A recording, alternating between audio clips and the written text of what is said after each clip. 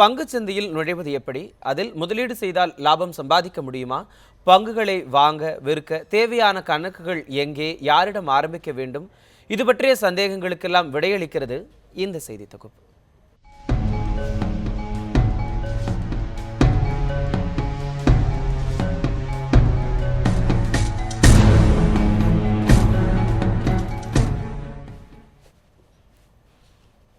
ஒரு பெரிய நிறுவனம் தொழில் தொடங்க தன்னுடைய சொந்த முதலீட்டோடு பொதுமக்களையும் பங்குதாரர்களாக சேர்த்து கொண்டு வியாபாரம் நடத்துவது.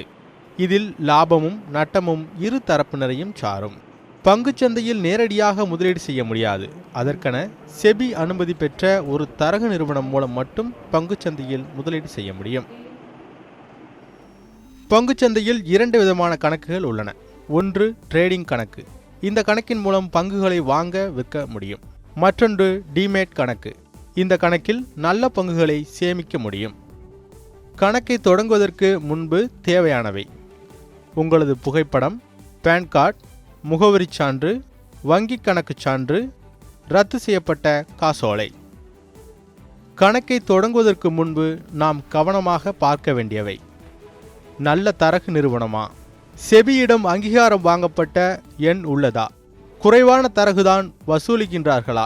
தரமான சேவை கிடைக்குமா? தரமான பரிந்துரைகள் கிடைக்குமா? போன்றவைகளை சரிபார்த்து கொள்ளுங்கள்.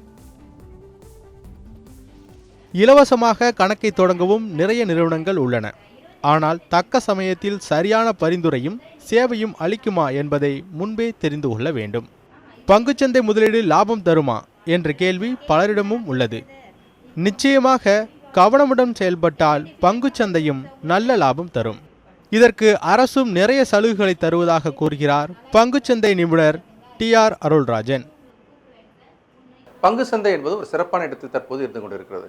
ஏனென்றால் பங்குகளை வாங்குவதும் விற்பதும் எளிது அப்படின்னு நம்ம சொல்லலாம். ஏன்னா லிக்விடிட்டி அப்படின்ற முறையில். 2வது, குறைவான முதலீடு இருந்தாலும் பங்கு சந்தையில் வர முடியும் என்பது அடுத்த கட்டம். 3வது, பங்கு சந்தையில் முதலீடு செய்தால் லாபகரமானதா அப்படின்னு ஒரு கேள்வி வைக்கிறதுக்கு இன்னும் கொஞ்சம் முன்னாடி இன்னொரு விஷயத்தை நம்ம தெரிஞ்சுக்கணும். என்ன அப்படின்னா, பங்கு சந்தையில் செய்யக்கூடிய முதலீட்டிற்கு அரசாங்கம் அருமையான சலுகைகளை வழங்கி கொண்டிருக்கிறது. அதாவது பங்கு சந்தையில் முதலீடு செய்து 1 வருடம் கழித்து அந்த பங்குகளை விற்று லாபத்தை வெளியெடுத்தால் வரக்கூடிய லாபம் முழுவதற்குமே வருமான வரி விலக்கு அளிக்கிறது. 5 மடங்கு 10 மடங்கு லாபம் தருகிறோம் என பல்வேறு போலியான விளம்பரங்களை நாம் பார்க்க முடிகிறது. அதை நம்பாமல் தக்க வழிகாட்டுதலின் அடிப்படையில் பங்கு வியாபாரத்தை தெரிந்து கொண்டு முடிவு செய்யும் நபராக நீங்கள் மாறினால் சிகரம் தொடலாம்.